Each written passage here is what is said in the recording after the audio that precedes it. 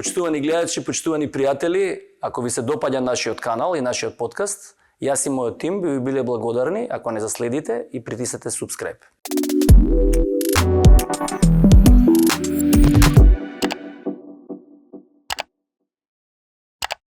Дали стравот дека ќе направиме погрешен избор не држи во некакво место? Стравот не затвара, не стеснува. Стравот сам по себе не е патолошки, значи заштитен механизам. Ние не можеме да го лекуваме стравот. Треба да лекуваме таа анксиозност, постојаното чувство на некоја антиципација, антиципаторна анксиозност. Нешто лошо ќе се случи. Што е важно све да има човек за да има едно правилно ментално здравје по тебе? Без смисла, да речеме, како водилка, како некаква динамика за нас. Можеме да живееме дефинитивно, но во еден попразен живот, со некаква екзистенцијална можеби празнина. Смислата е таа што не движи, што не издржува, односно што ни дава сила за да ги издржиме секојдневните предизвици. Што значи човек да живее реактивно по принцип? Да немаме едно чувство на автентичност, што сакам и јас да направам.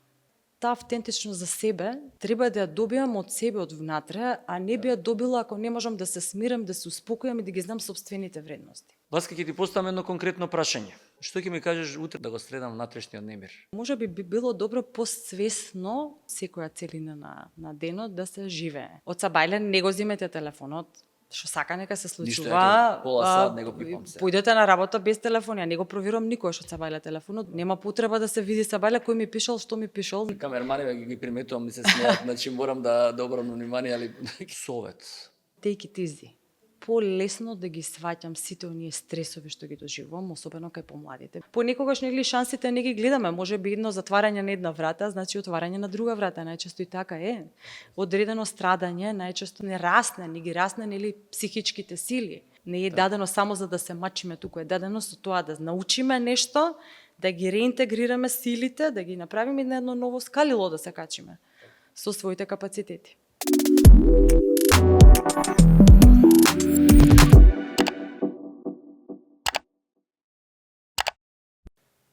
Почитувани гледачи, почитувани слушатели, добродојавте во нова епизода на мојот подкаст. Денес ќе зборуваме за анксиозност. Состојба која што многу често ја среќаваме, а мислам дека многу малку ја знаеме. Анксиозноста не е некаков симптом или некаква слабост, туку представува дисбаланс помеѓу мозокот и телото предизвикан од голем притисок, од висок стрес. Денеска мој гостин е специјалист по психијатрија, моја драга колешка кој долго години се знаеме, а во исто време ќе пробаме да ги разјасниме најдлабоко сите можности како настанува анксиозноста, кои се последиците, како се третира, како може да се превенира. И мислам дека навистина ќе имаме доста интересна денеска една емисија која што овој проблем мислам дека е и глобален. Така да ќе кажам добродојде за мојата колешка доктор Васка Митова, специјалист по психијатрија. Васка, добродојде во мојот подкаст. Благодарам за поканата. Па, не знам, ти секојдневно се среќаш со оваа проблематика и рековме оваа емисија дефинитивно да ја посветиме на анксиозноста. Мислам дека е онака баш еден глобален проблем. И можам да кажам, дали би прашал прво прашање, дали е анксиозноста веќе онака една медицинска состојба или е едноставно начин на живот веќе во современото општество по тебе? Сега тука треба прво да спомнеме што значи анксиозност, нели во клинички контекст, кога збориме за анксиозност, односно за анксиозно расстройство, кое што ги исполнува критериумите за да се нарече нели расстройство, и што значи реактивна анксиозност, односно како нашето тело реагира на стрес. И што е стресор истовремено, и како сме, нели, која е целата невробиологија, бидејќи позади таа цела психоедукација има дефинитивно, нели, едно како рефлексија на тоа има едно смирување кога, нели, пациентите ќе дознаат што се случува со нив и зашто телото, но и, нели, умот реагираат на таков начин. Добро, тогаш наједноставно, како би ја дефинирале клинички како се манифестира анксиозност? Како ќе знаеш ако некој дојде речеш, бидејќи мислам дека кога се каже анксиозност, веќе мислам дека тоа туку често се употребува. Ќе рече некој нервозен, анксиозен сум. Како се, кога ќе дојде кај тебе пациент или еве некаков и пријател да или како и да е, ќе кажеш да, ти си анксиозен, да речем. Интересно е дека како терминологија, анксиозноста многу почесто се користи во современово живење.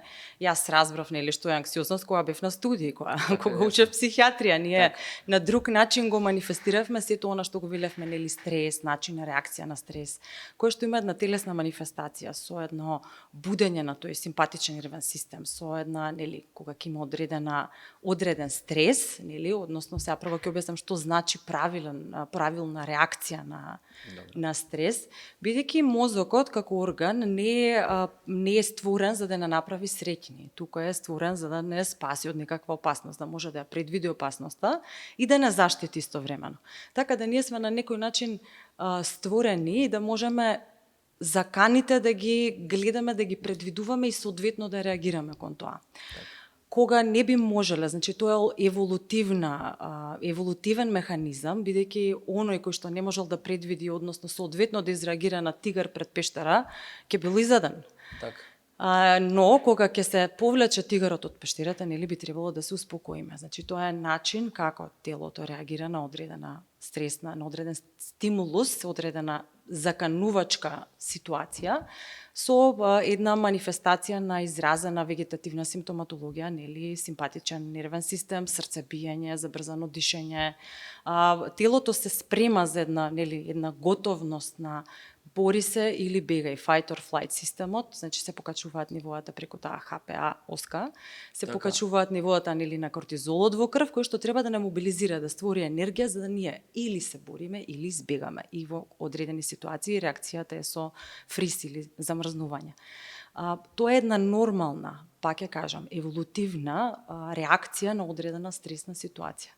И сега, контекстот од кога сме живееле во пештери, различни се заканите во денешното секојдневие. Значи има дефинитивно сериозна културолошка, социолошка закана во последното живење и поради тоа сметам дека, и студиите нели тоа го укажуваат, дека многобројните фактори како стресогени фактори, психолошки, социјални, културолошки кои што ги имаме во современото живење, придонесуваат за порастот на анксиозните расстройства, значи за една изразено зголемена преваленца нели на анксиозни расстройства кај нас за жал и кај нас нели во светот, нели некаде се тука слични нели тие статистички рамки. За жал највеќе се застапени значи кај најмладите, кај адолесцентите, кај младите возрастни. Тоа сега баш да прашам како е према возраста на пример. Најмладите се најранливи, имаат најслабо развиени механизми, значи они се си уште во формирање на личноста и во формирање на сите оние механизми на одбрана кои што се битни за да не спремат. Дали 80 годишен е анксиозен? Може да биде, да, дефинитивно. А да речеме, нема некој нели да кажеме дека има протективни фактори дефинитивно, но нема некоја популациона група која што не би можела нели да биде погодена со тоа што и кај најмали деца различно се манифестира, како со болки во стомакот, со нелагодност, значи на различен начин, но дефинитивно кај најмладите или кај адолесцентите или млади возрастни следиме едно значително зголемување на застапеноста на анксиозните расстройства, паничното расстройство може да биде со после појќе го разгледаме, ми беше интересно исто што сакам да го поставаме, се да речеме ти долги години го работиш ова реално, али и доста си помлад од мене, али ја не знам дали порано има разлика да речеме пред 30 на 40 години, дали анксиозноста сега или вака што се зборува од колеги постари кај тебе да речеме кога разговарате, дали е позастапена и дали имате некакви податоци стручни колку е тоа проценти, да речеме, колку било порано бивша Југославија, ја не знам. Не знам за бивша Југославија, статистиките ги немам нели на увид сега. Дефинитивно, значи на светско ниво е веќе таа застапеност или стапка, значи според Светска здравствена организација 7, нешто проценти 8, зависи статистиката од каде нели е земана. Во кај младите веќе може да достигнува до кај 30%, што е загрижувачки. Особено се зголеми во периодот околу короната, Но следени се доста студии за оние, нели, да кажеме, студии кои што ги следат трендовите, особено во Соединетите Американски држави, кои што следат еден пат на анксиозноста, на самоповредувачкото однесување, на депресивноста, особено кај млади, дока и некаде 2010 година, каде што сите оние национални стратегии за ментално здравје, за подобрување на менталното здравје, за едукација, психоедукација, дестигматизација, вродуваат со плод. Сега, после 2010 година, што се случува? 2010 и 2011 година веќе рапидно почнува да се зголемува процентот на анксиозни расстройства кои што се клинички сигнификантни за да нели бидат диагностицирани како такви, и на депресијата, на самоповредувачкото однесување, на зависностите, на без разлика дали се од супстанции или од однесување, односно бихевиорални, и тоа се поклопува, и доста студии го кажуваат истото, со појавата на смарт телефоните. Значи, и на социјалните мрежи. Имаме цела тема, баш за тоа предвидовме. Друго ме интересира исто во уводниот дел. Дали развиеност на државата има разлика, да речеме, дали у Шведска и у Македонија исто прве? Дали колку е поразвиена државата, дали анксиозноста се намалува или се зголемува? Веројатно се има културолошки предизвици, можеби тоа има и тука. Какви Јапан, например, дали се нервозни? И таму има, сигурно, да. Дефинитивно, значи севкупно секоја што е поразвиена земја, каде што има достапност и на социјални мрежи и на целосно на социјална компарација, која што е најјасна, споредувањето кое што дава изразен притисок врз најранливите како најмлади личности, па и на повозрасните дефинитивно, ги носи сите тие ризици на зголемување. И мислам, многу се комплексни тие ризик фактори не може во современото живење. Од една страна ќе живење. речеш поразвиени, па имаат повеќе информации, повеќе подинамичен е животот, постресна е работата. Но тоа ги тоа става не знаеш и сите што оние е. фактори на колку мораме да постигнеме, на не вредности, туку очекувања кои што се наметнуваат на една личност, особено ќе кажам на младите личности кои што имаат по-нежни механизми за справување, и сите оние очекувања на постигнување, чувство дека нешто заостануваш за другите, бидејќи постојано се компарираш со некој друг. Очекувања Ама тогаш, вас ќе ти го пуштам, ја имам пријатели кои ќе ти речат, он начално има се, и финансиски, и од сите аспекти е покрени, повторно се осеќа анксиозен, повторно се осеќа.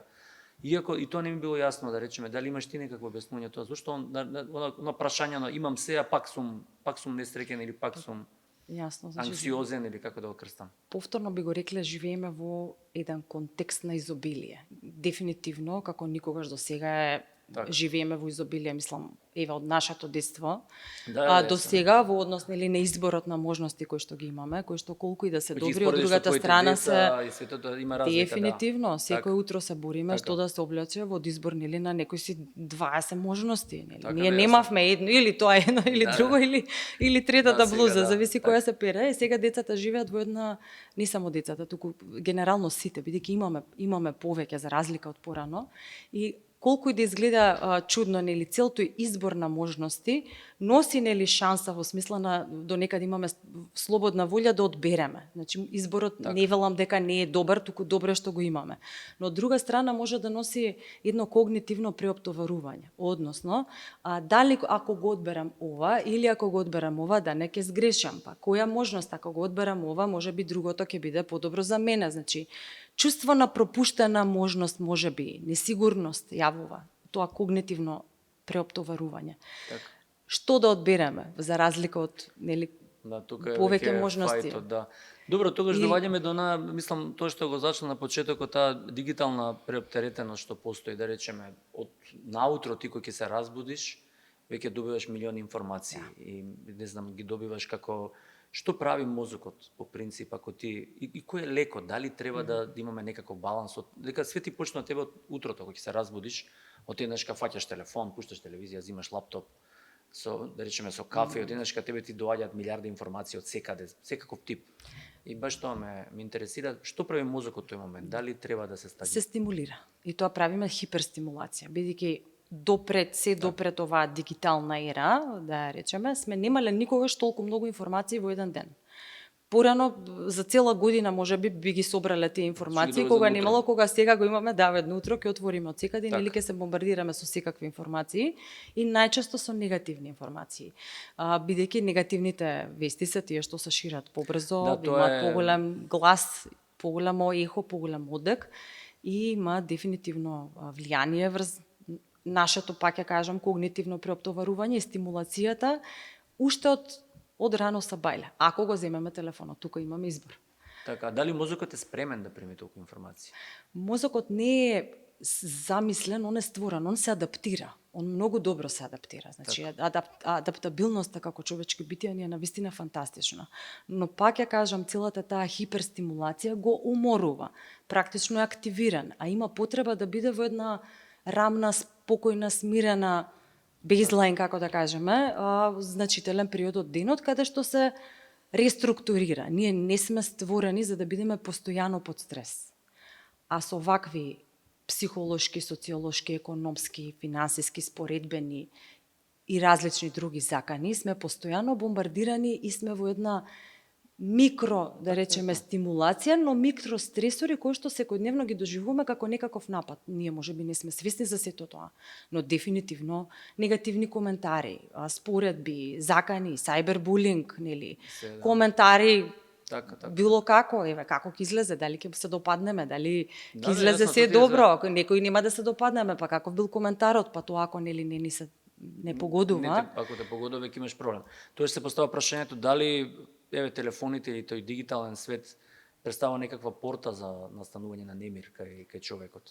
Мислам тоа е веќе и потврдено Дефинитивно една широка врата низ која што влага хаосот кај нас секојдневно, особено ако се бомбардираме со информации кои што се стимулирачки и заканувачки за нашиот нервен систем. Тоа ќе идеме кон на предавање, дали може да прекинеме на предавањето кој што иде. Ако е така, што да правиме са бајле по тебе?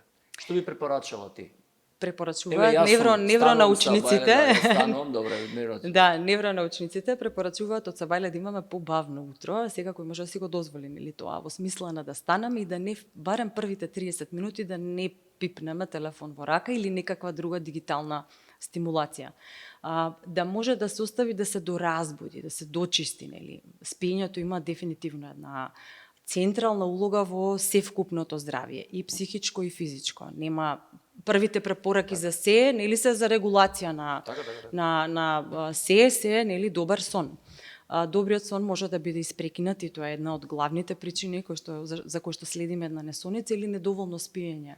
И повторно ќе кажам кај помладите, бидејќи навечер како заспиваат со скролање на телефони и тоа не дава нели можност да се природно втоне во сон, и се скратува време траењето на спиење, а утрото се буди и првото нешто што го прават е да се зема нели телефонот со раце. И сега се препорачува скролањето е стимулација.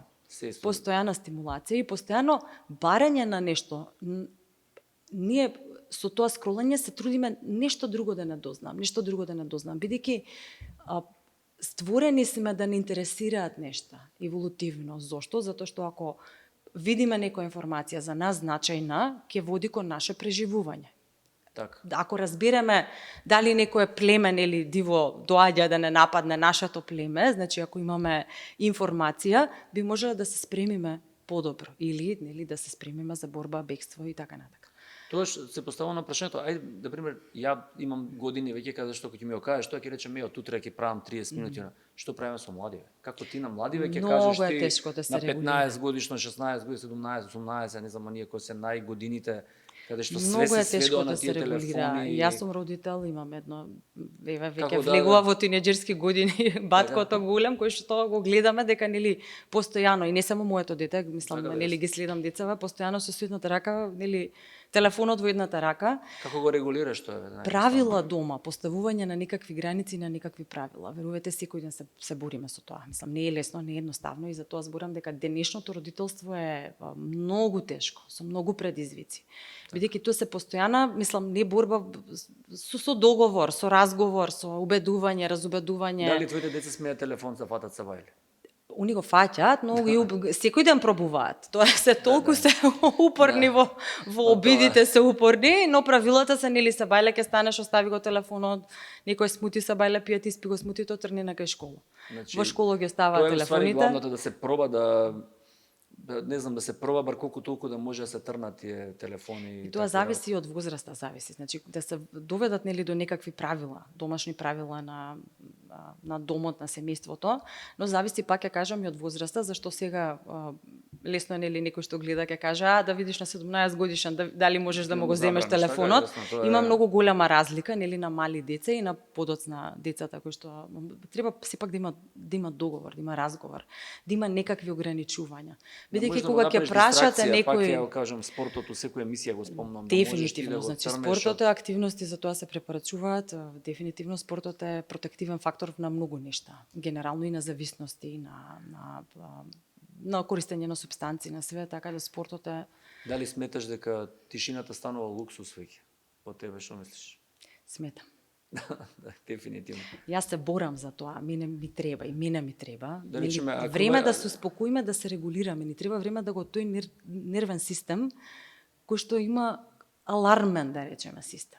Така. Бидејќи она што ја буди анксиозноста е тој алармен нервен систем, односно една да речеме организација каде што нели таа амигдала го превзема е оној брз одговор на некаква опасност и потоа треба нели тој префронтален кортекс да го регулира, да види дали е навистина опасност или да регулира, да процени наратив, состојба, контекст, контрола на импулси, нели да не изреагираме, односно да се освестиме што е тоа, бидејќи сите ние рефлексно знаеме да избегаме од некаква опасност. И сега со вакви микростимулации постојано, ние не дозволуваме тој алармен систем да се релаксира, што треба да се смири. Бидејќи алармот на една куќа, на пример, би требало да се активира ако има напад да влезат кратци. Не би требало да се активира ако слета гулап на покривот. И сега со сите тие микростимулации се случува да имаме една хронична, да речеме, хронична оптеретаност од различни стресори, кои што може да доведуваат и до појава нели на анксиозно расстройство, на постојана вознемиреност, на телесни реакции, кои што се, но и на когнитивни реакции. Практично пациентите да кажат, јас немам за што да се загрижувам, но постојано се чувствам вознемирен. Се ми е добро, но јас сум вознемирен. Рационалниот момент не може да ослабува таа контрола на тој префронтален кортекс, значи со постојано доживување на стресови. И треба значи да има време да се смири, да се врати во една база. Тоа ќе поставам повторно на прашање, бидејќи социјалните медиуми се онака баш еден веќе начин на живот, ја не знам како да го дефинирам. Една од главните проблеми, ја мислам за анксиозноста, веројатно може ќе се сложи споредувањето, кога луѓето се споредуваат со одредени личности. Така да, кој е твоето видување во однос на тоа?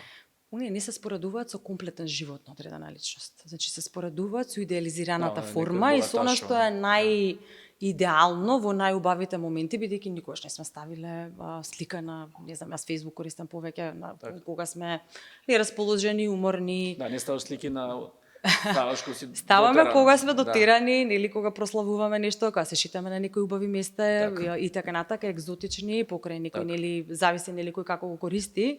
Па имаше порано еден тренд нели на сликање на убава храна, тренд на сликање на убави места, убави автомобили. И тоа е цела една идеализирана представа на личноста која што бара валидизација нели на социјалните мрежи и таа споредба и тоа се што може да влие на една личност која што се развива. Дефинитивно се споредува, има чувство на не сум доволен, дали ќе можам да постигнам, треба да постигнам, па не сум доволно убава. Дали касни во животот со некој работа, мислам, тоа е... Дали сум доволно убав, дали сум доволно способен, дали сум доволно успешен, дали сум доволно богат, реализиран, има безброј можности за компарација. Имав едно младо момче, стално го давам како пример, со една изразена состојба на едно панично расстройство, кој што имаше така многу интелигентно, хиперинтелигентно, да речеме, и продуктивно и на многу начини успешно, но имаше изразена форма и имаше едно очекување од себе дека ќе има корпорација своја лична на 25 години. Добре. Затоа што тоа се случувало, ги гледа, следи луѓе кои што се успешни јасно. милионери во странство. На 25 години, да. Така. На 25 години. Тоа е, мислам, нереални очекувања од себе и нереални притисоци. И ми интересира тоа каков е твојот пристап како психијатар, да речеме, како ти би го советувала него во такви ситуации, веројатно тоа не е како хирургија, нож сечи и така натака, тоа е баш, ја по мене мислам дека едно од, јас секогаш го потенцирам, тоа е една од најтешките професии по мене, бидејќи имаш екстремна може да имаш емпатија спрема тој човек. Кај мене ние сме некако по, да кажеме, наводници ладнокрвни кога се работи за такви работи. Како ти на тоа дете би му помогнала, например? Како би бил пристапот и што би го советувала ти на тоа да прифати дека реалноста е друга, дека не е таа? Психотераписки треба да се делува. Значи, едно е имаме и фармакотерапија во однос на терапија, пристапот да, како третираме анксиозност или анксиозни расстройства. Едно е нели фармакотераписки да се смири тој систем, невролошки систем, нели, да се смири психата за да можеме ние да работиме со него. Така да паралелно психотераписки и фармакотераписки дефинитивно, зависи во која, да речеме, колку е манифестна таа клиничка слика и дали има простор нели индикација за психотерапија. Психоедукација е ова, еве, сега што го правиме во смисла на нели како нешто функционира и што може личноста да направи на себе. Прво да се доведе во некаков ред, нели, да се регулираат од оние работи кои што ни се многу битни, каде што гледаме дека мора да има редовно спиење, од прилика во исто време, сонот да се регулира дневната активност, да се регулира изложувањето на дневно светло, да се регулира периодот во кој што има стимулација и периодот кога се одмараме. Бидејќи не е одмарање ако скроламе на социјални мрежи. А дали тогаш се ми интересно, бидејќи самиот разговор не води, ако он го дефинираш детето дека е паметен, амбициозен, супер интелигентен и така. Дали тоа ќе му намали амбицијата? Ако он веќе има желба да стане тоа, може ќе стане.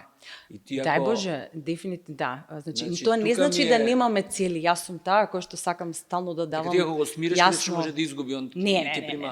Да прашувам, да речеме да не изгуби амбицијата да стане. Не. Тогаш не, дефинитивно. Значи зборуваме за наоѓање на некаква смисла. Прво, амбициите дали се внатрешни, наши лични, желби за себе, Така. дали се наша, дали ни даваат наша цел и наша смисла. Че тоа е битно да знаеме. Или се нешто што е од надвор форсирано. Добро. Дали е во корегулација или во една коегзистенција со она што сме ние. Добро. Со она каде е нашата автентичност како личности. Ми се свиѓа. Нема потреба секој да биде, ако сака, посакувам, нели, секој да може да си ги Да, оствари јасно. со ништата, но Да. секогаш да има една нова динамика, се вика, во психотерапискиот правец што го завршив јас, значи што го работам, се вика една нова динамика или динамика на духот. Или да се постави цел малку повисока од себе си. Сега, има, кој што ќе има, дефинитивно мораме да имаме цели и смисла за да можеме да се движиме. Иначе би влегле во една празнина, во една летаргичност, во една, да речеме, Да, депресивност. Да, мислам дека изгледа веројатно е тенка границата кога ќе се помине таа граница, а он се смета дека не е успешен на 25, он веќе преоѓа во патолошка состојба каде што тоа веќе му смета крај крајава да дојде до тоа што го сака, пример. Многу е покомплексно од ова. Да, Го јасно. дадов како еден прост, симплифициран интересен е пример да се разработи. да, пример, мислам, не- например, за очекувањата од себе. И тие очекувања не се од себе поставени. Од една, да речеме, од еден развоен воспитувачки систем дома. Тоа е очекување наметнато од страна, од една културолошка средина, со, да речеме, со одредени социјални предизвици и така. наметната од вредности во странство генерално. Така, Мислам, така, целите се наметнати од станал некој, дефинитивно станале и милионери и милиардери веројатно и на 25 години. Но какви се можностите кај нас, нели мораме да ја видиме околината, можностите. И тие цели во однос нели на таа динамика на духот, една нова динамика, да се повисоки од оно што сме сега, но сепак да можеме во микрочекори да целиме кон тоа и да ги постигнеме. Така, јасно. И мислам, sky is the limit во однос на Да, постигнувањата и напротив, Да, нели тогаш- не треба да оставаме да чмаеме во она што е да кажеме, па ништо не е тоа, тој безсмислен начин на живење, тоа е можам да речем една екзистенцијална празнина каде што може и да имаме се, нели, имам се и богатство и се што ми Да, треба тоа и ќе пак дојде на- чувствувам празнина. Па да, тоа се поставува прашањето, се имаш многу повеќе избор од кога било воопште, а од друга страна тебе ти е потешко и позбунеци. И тогаш доведуваме до она, зошто исто би ми било интересно прашање ако можеме да го одговориме од типот Зошто доаѓа време кога се е многу потешко да избереш. Да избереш и работа, да избереш и, не знам, партнер, да избереш и, не знам, и каде да живееш, и сите тие работи, не знам, а имаш... Повторно можностите го оптеретуваат тој когнитивен систем. И обично е за помладите во процес на избор на партнер има дефинитивно, значи се следи една емотивна изолација, би рекла, бидејќи се помалку врски се реализираат на онаа возраст кога природно и нормално е да има врски, обиди за врска, нели, за емотивно поврзување. Различни критериуми се од оној период кога бевме ние млади. Да, јасно. И тоа се следи, да речеме, и во, не знам, статистика кај нас, но во светски рамки се следи, а дефинитивно ние никаде ги следиме тие статистики. Младите, помладите се чувствуваат и самодоволни. И не се чувствуваат и толку... Они се практично поврзани, хиперконектирани, би рекла, на социјални медиуми, но повлечени во себе и не толку вистински конектирани со други блиски лица. Бидејќи самиот тој начин на растење, самиот начин на комуникација, повеќе пишана, помалку вербална и помалку директна, да кажеме, комуникација, влие врз начинот на стварање на подлабоки релации. Од друга страна, пак ја кажеме очекувањата, критериумите високи, мора секој да биде идеален, идеален партнер да биде, или кој што ќе ги биде, да речеме, во секоја димензија, да кажеме, идеален, бидејќи нели како личност имаме повеќе димензии, родителска, професионална, партнерска и други. Барањето на идеално нешто и чувствувањето на многу можности не оптеретува. Што ако сгрешам? Што ако не е тој вистинскиот?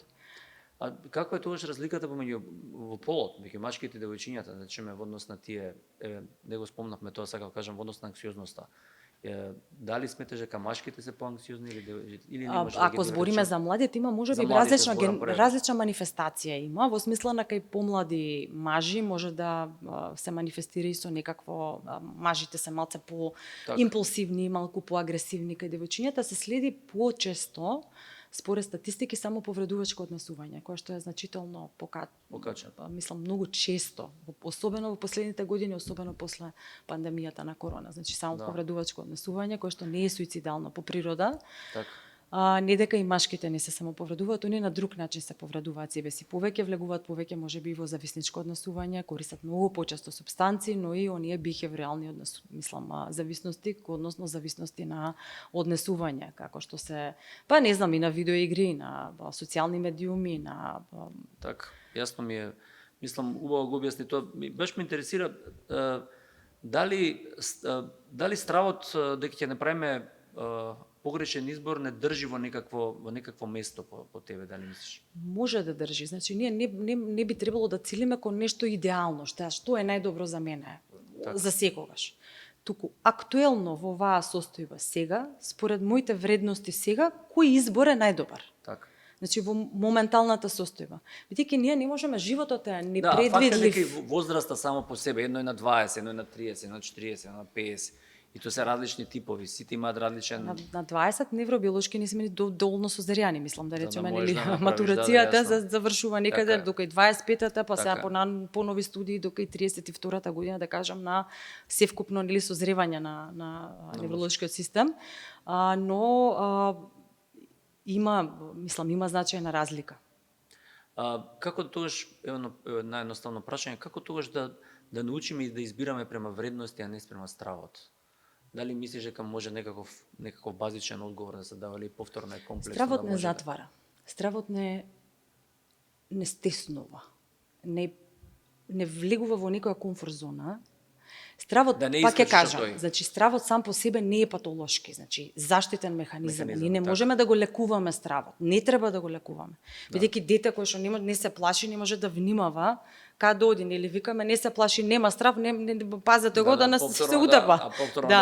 Значи стравот е, пак ќе кажам, еволутивен механизам кој што треба да функционира во нас. Ние не треба да го лекуваме стравот. Треба да лекуваме таа анксиозност, односно постојаното чувство на некоја антиципација, антиципаторна анксиозност. Нешто лошо ќе се случи. Нешто ќе се случи. Да се прекине. Сега, психотераписки тука се делува исто, со тоа што се не е прашање дефинитивно животот сам по себе, непредвидлив и тежок во одредени моменти. Има и убави моменти, лесни нели периоди, но има периоди кои што се тешки. Не е целта да ние не се плашиме од ништо. Целта е да знаеме дека можеме да се справиме со она што ќе дојде како тежина во иднина. Непредвидливоста, несигурноста, како една дефинитивна димензија нели од сечи живот, не е, значи сакаме да имаме контрола. Ние сакаме нештото да ни бидат под контрола. Така. Но не е можно се да контролираме. Тоа не е И можеме да издржуваме таа неизвестност од она што така. Тоа ќе се случува. ме интересира од тие на почетокот ги спомнавме тие негативни вести. Зошто која е логиката мозокот повеќе се лепи кон тие негативни информации него кон позитивните информации? Дека ти стварно кога ќе отвориш вести са бајле, реално некако полесно ги перцепираме на леле види ова се случило, ова се случило. Сега имаше некоја трагедија се случило, да. И онака тоа те изместува. Верувам дека во текот на денот имало и нешто позитивно што се случило. Не е валја се негативно, си викаш.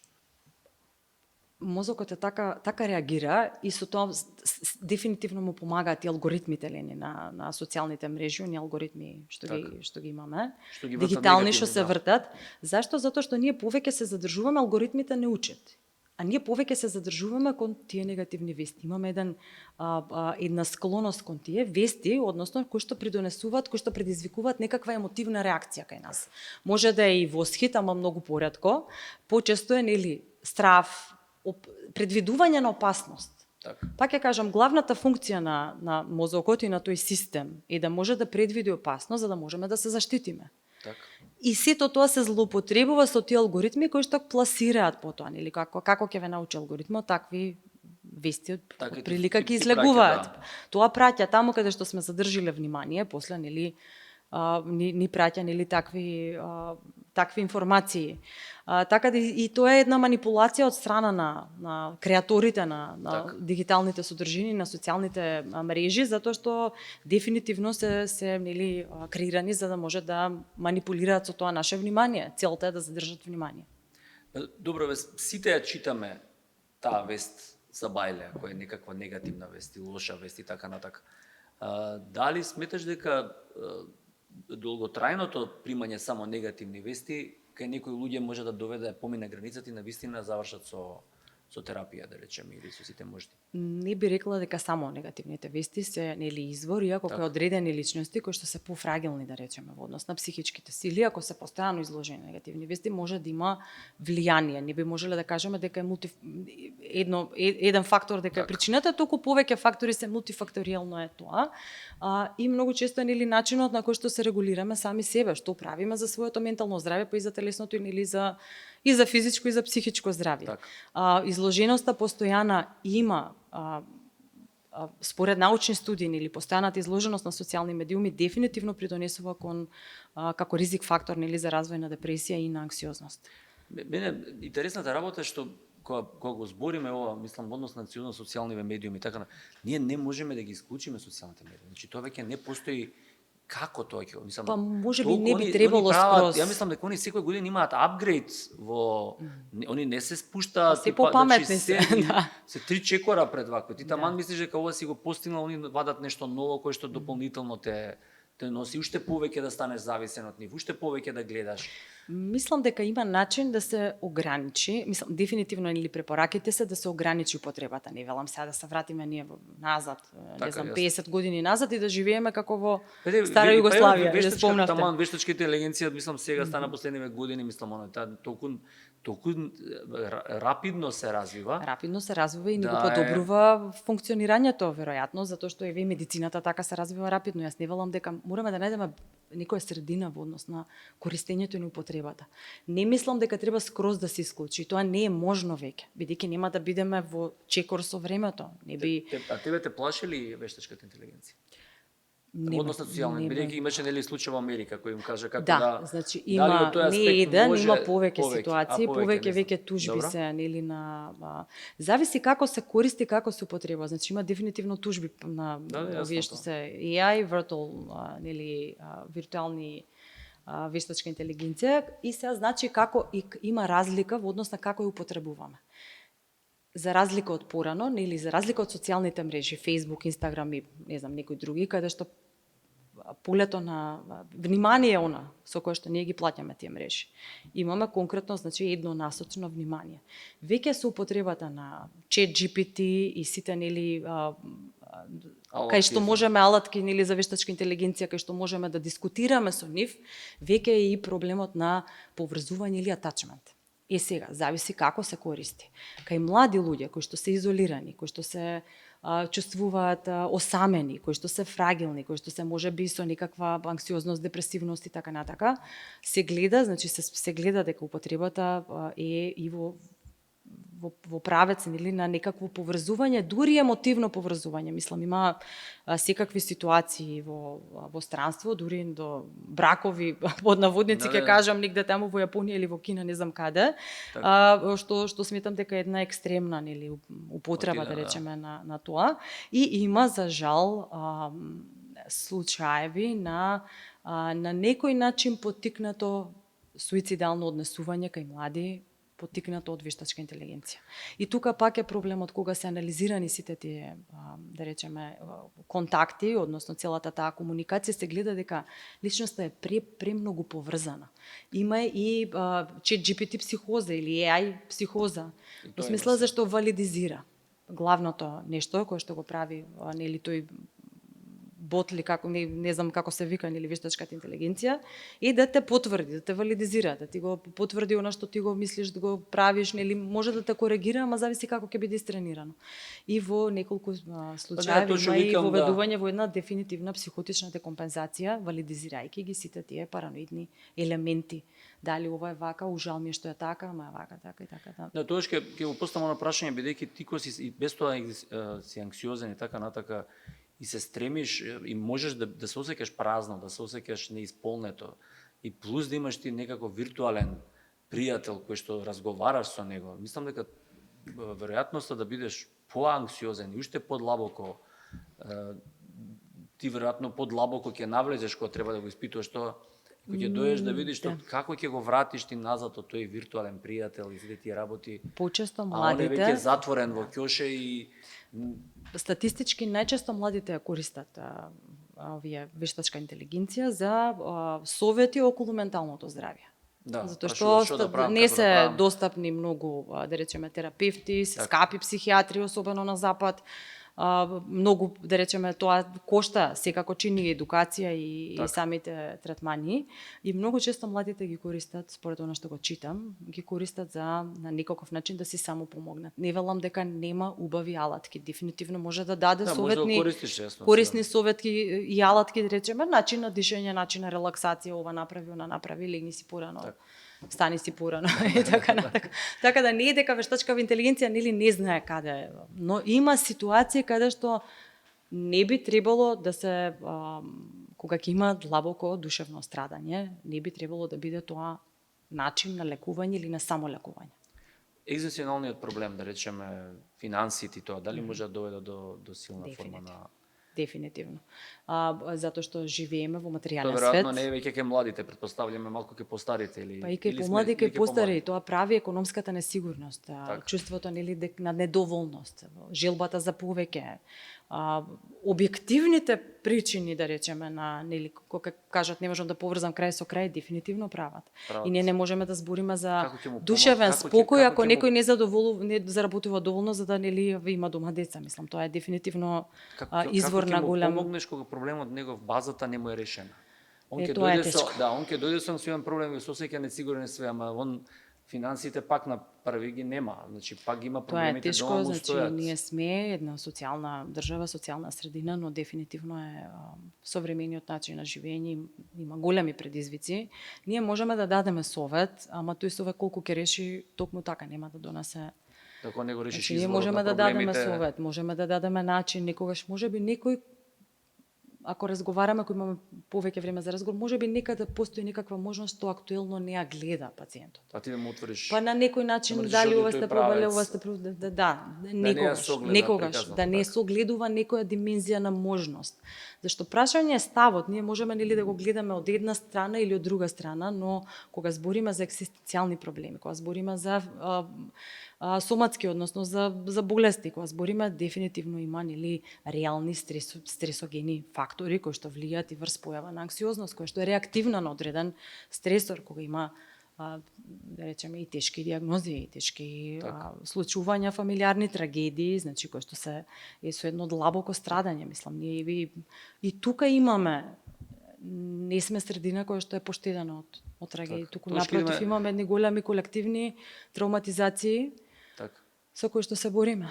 Така, тоа што идеме на обратното, што правиме со овие, што им фали на оние луѓе кои се жалат на анксиозност, што тоа на почетокот што спомнавме, што има све начално, а овие имаат базата на проблемот од прилика. Ако имаат они екзистенција, може не би били анксиозни. Да не сватиме, пак ја кажам, значи да не биде симплифицирано ако имаш нешто ако немаш да психијатар.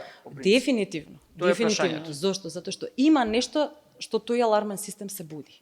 Нешто се буди. Дали е во некоја не може, дали е во некоја да речеме колизија на вредности, на вредностен систем, нешто во него се буди. Анксиозноста е сигнал кој што треба да го фатиме.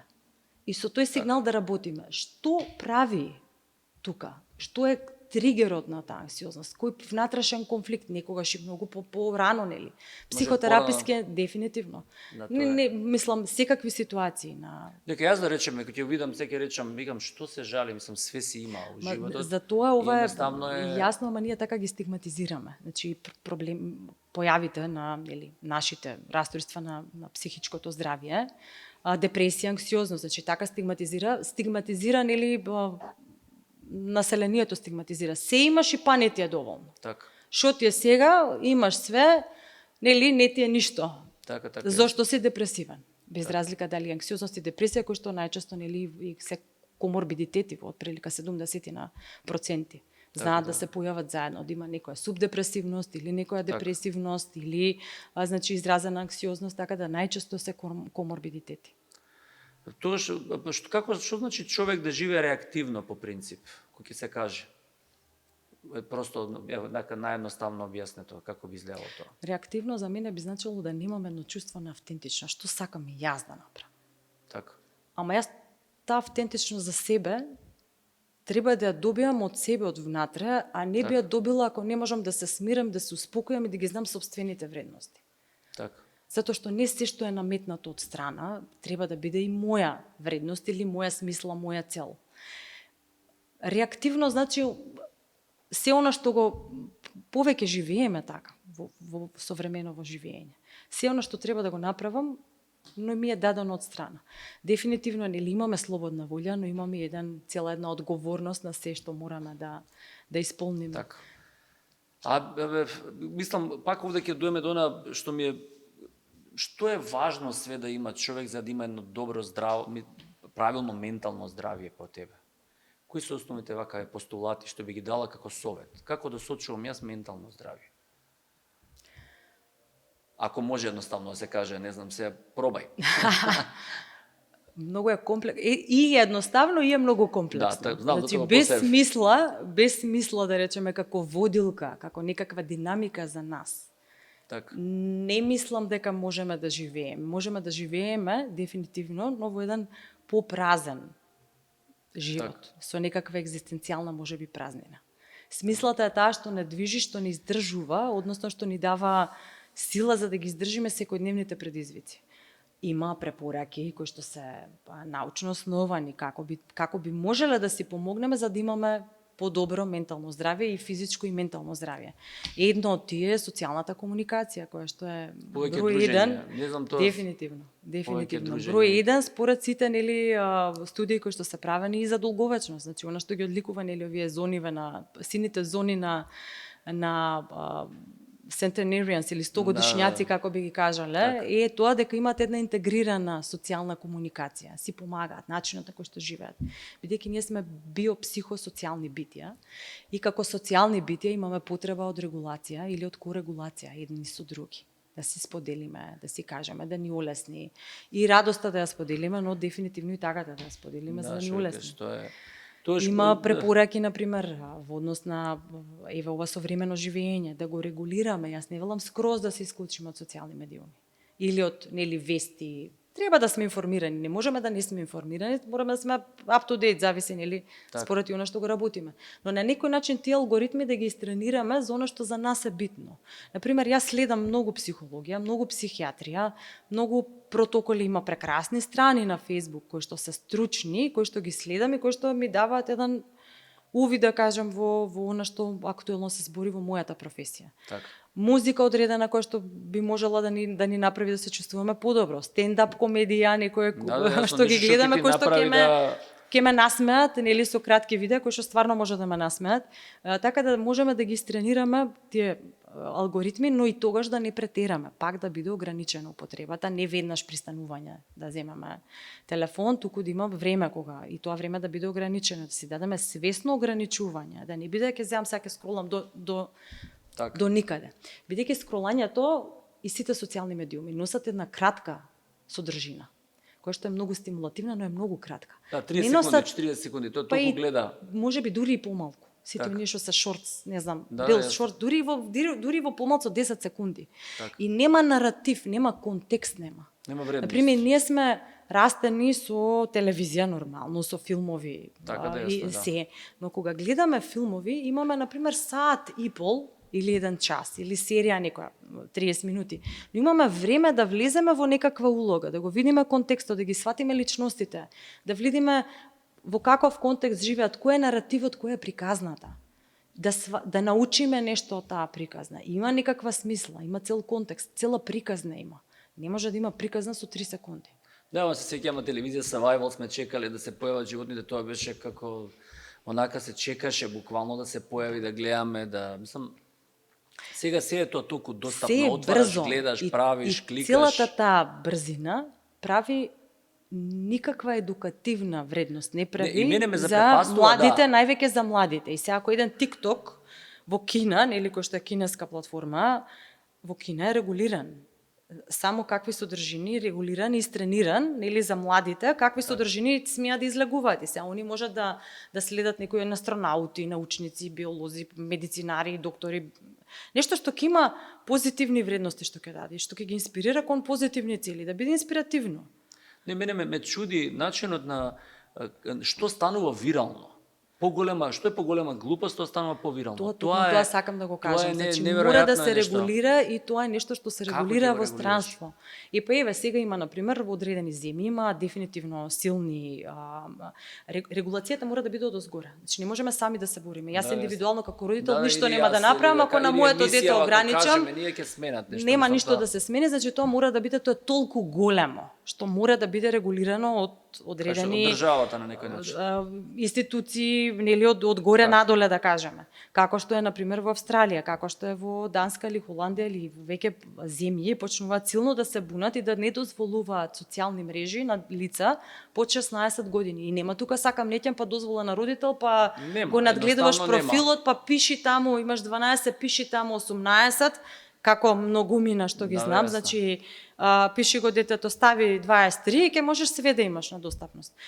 Затоа што ние ги надгледуваме децата, внимаваме за нивната безбедност во секојдневието, но не внимаваме што ќе влезе во нивниот ум. Како една мајка што ми кажа, јас ми го киднапираа детето од детска соба. Идеолошки го киднапираа. Јасно, сватив. Да, така од детската соба, бидејќи ние не можеме да видиме што се може да на еден клик да биде достапно за еден млад, неразвиен, со недоволно развиени капацитети да свати ова е реално, ова не е реално, ова е позитивно, не е позитивно. Бидејќи, пак ја кажам, мозокот е многу интересен. Ако имаме добри интелектуални капацитети, фантастична моќ за адаптација и за десензитизација. На се ќе се адаптираме, дури и на лошите нешта. Така е. Ќе се адаптираме и ќе се десензитизираме дури и кон насилство. Значи, кон се можеме да се адаптираме, Па дури и некои работи дури и се фаворизираат, не само што а се нормализира. Да, интересно тие негативни работи не држат со месеци. Туку проаѓа ден, два, три, таа веќе се заборава и никој веќе не Дошла спомнува. друга стимулација, нова информација, стимулација. нова стимулација. Васка, ќе ти поставам едно конкретно прашање. Хируршки на психијатар. Што ќе ми кажеш утре да сменам во мојот внатрешен мир? Или немир, како да го крстам? Како да дојам да го средам внатрешниот немир? Можеш ли конкретно прашање да ми дадеш? Имам убава професија. Ќе ти поставя тоа кај мене канцелари, утре сите колеги ќе ми речат постави го на вас кова прашање, како да си го вратиме во внатрешниот мир, да речеме. Дефинитивно професијата е многу благодатна, да кажам, но многу акцентирано стресна, но можам да речам дека можеби би било добро посвесно секој сегмент од денот, секоја целина на денот да се живее. Од сабајле не го земете телефонот, што сака нека се случува. Пола сат не го пипам се. Појдете на работа без телефон, ја не го проверувам никогаш од сабајле телефонот, дури после утренски Како состанок. да работа без телефон? Не, ќе си го земете телефонот, нема да го отварате, нема да го проверувате. Нема потреба да се види сабајле кој ми пишал, што ми пишал, не сме нели ургентен центар, ако нешто се случи, не можете на никого да помогнете. Камермани ги приметувам, ми се смеат, значи морам да обрам внимание, али ако е можно, посвесно, ако е можно, пак ќе кажам, посвесно стигнување до работното место. Зависи како, кога одам со точак, внимавам, нели, кога одам со кола, си пуштам музика, гледам, нели, самиот превоз да ми биде попријатен. Понекогаш дури пеам ако ми се погоди песната. Дали должината на сонот е битна? Дали можеш да имаш 5 часа квалитетен сон? Тешко, според сите студии би требало да има многу мал процент на луѓе, значи тој е минимално мал процент на луѓе на кои што има на кои што има доволно тоа спиење за да се нели целата таа функција на сонот да се изврши. Сонот не е само ресторативен во смисла да се одмориме или туку има своја посебна функција. Мислам повеќе функции има, но она што е многу битно е низ тој процес на тој глимфатичен систем да се исчисти мозокот од одредени метаболити натрупани нели во текот на целиот ден. Така да протективен е во смисла ако е особено тоа deep sleep фазата, ако е подолга, протективен е во многу нешта понатака, дури одредени или дементни појави понатака. Така да има битна улога. Тоа би поставил уште едно прашање. Дали професијата сметаш дека без разлика некој да нема многу одговорна професија може да биде анксиозен, а некој да е кардиохирург да не биде анксиозен?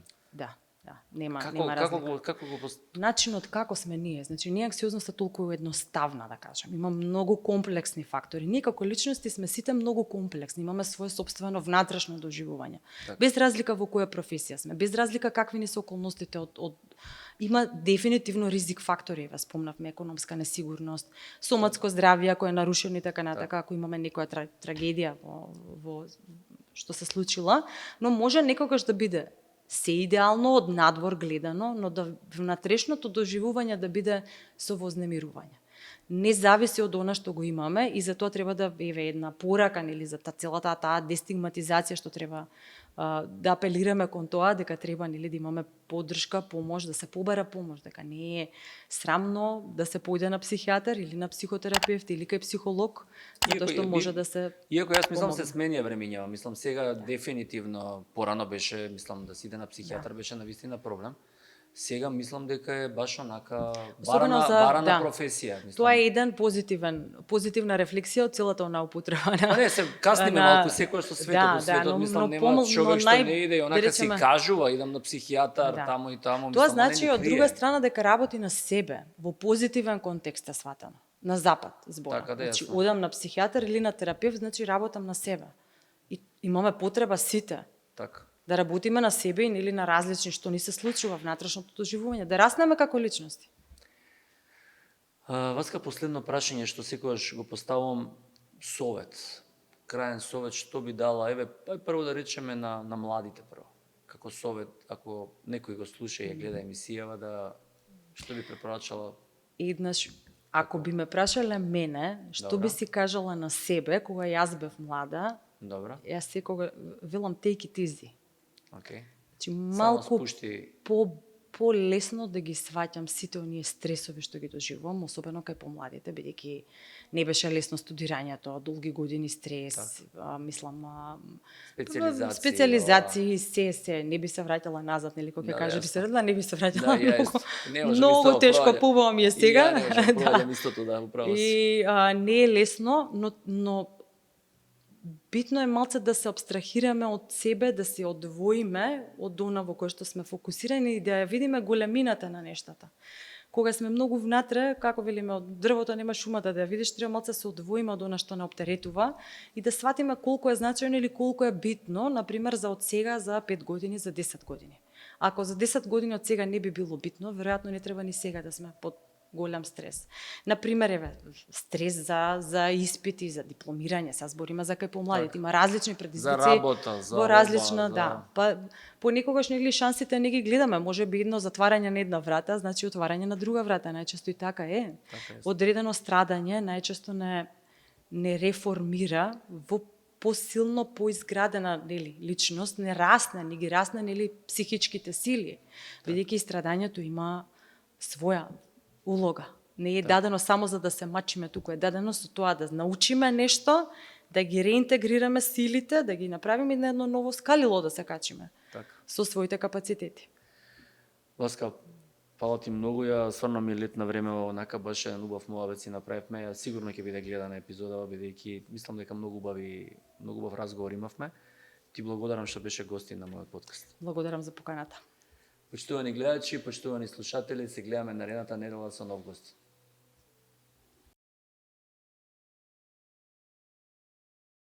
Почитувани гледачи, почитувани пријатели, ако ви се допаѓа нашиот канал и нашиот подкаст, јас и мојот тим би ви биле благодарни ако не заследите и притиснете subscribe.